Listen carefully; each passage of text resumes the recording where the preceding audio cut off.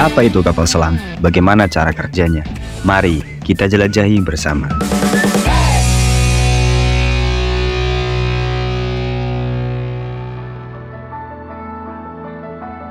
Cerita kita awali dari zaman dahulu di mana manusia mulai terobsesi untuk menjelajahi dasar samudera yang luas.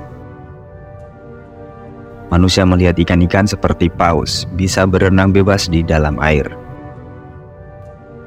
Dari waktu ke waktu banyak bermunculan gagasan untuk membuat kendaraan transportasi yang mampu membawa manusia menyelami samudera untuk menjelajahi dasar samudera. Banyak desain yang dibuat dan diuji. Namun, baru pada tahun 1620, Cornelis Drebbel berhasil menciptakan kapal selam pertamanya yang dikenal sebagai perahu ikan atau fishboat. Kapal selam ini didesain untuk menyelam di bawah permukaan air dan memiliki kemampuan mengendalikan daya apungnya dengan menggunakan tabung-tabung udara.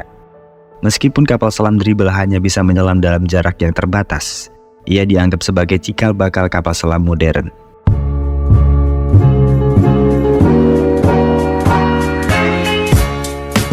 Cornelis Drebbel sendiri adalah seorang insinyur, penemu, dan ilmuwan asal Belanda yang hidup pada abad ke-16 dan awal abad ke-17.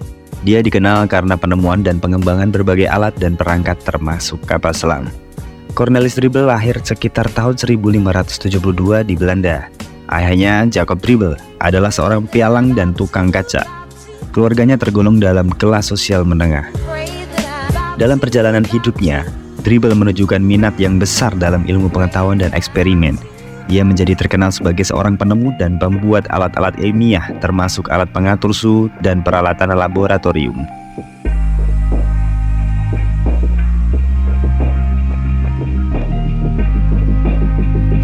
Mari kita lanjutkan dengan membahas bagaimana cara kerja kapal selam.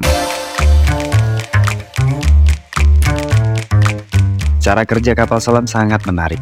Di bagian bawahnya terdapat ruang yang disebut dengan lambung, yang diisi dengan udara. Ketika kapal selam ingin menyelam, ruang udara itu dikeluarkan dan digantikan oleh air yang masuk melalui tangki khusus. Kapal selam memiliki mesin yang menggunakan tenaga listrik atau diesel untuk bergerak di permukaan air. Ketika akan menyelam, kapal selam mengaktifkan sistem yang disebut dengan kondensor, yang menghasilkan oksigen yang cukup untuk para awaknya. Ketika kapal selam menyelam, tangki khusus yang disebut dengan tangki balas diisi dengan air untuk membuat kapal menjadi lebih berat dan tenggelam ke laut. Sedangkan ketika ingin muncul ke permukaan, kapal mengeluarkan air dan tangki balas untuk kembali mengapung.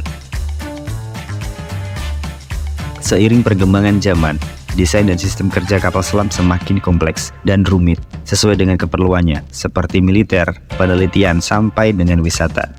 Jadi, kurang lebih seperti itulah yang dimaksud dengan kapal selam. Bagaimana cara kerjanya sampai dengan perjalanan perkembangan kapal selam sampai saat ini. Semoga informasi ini bermanfaat dan sampai jumpa di video berikutnya.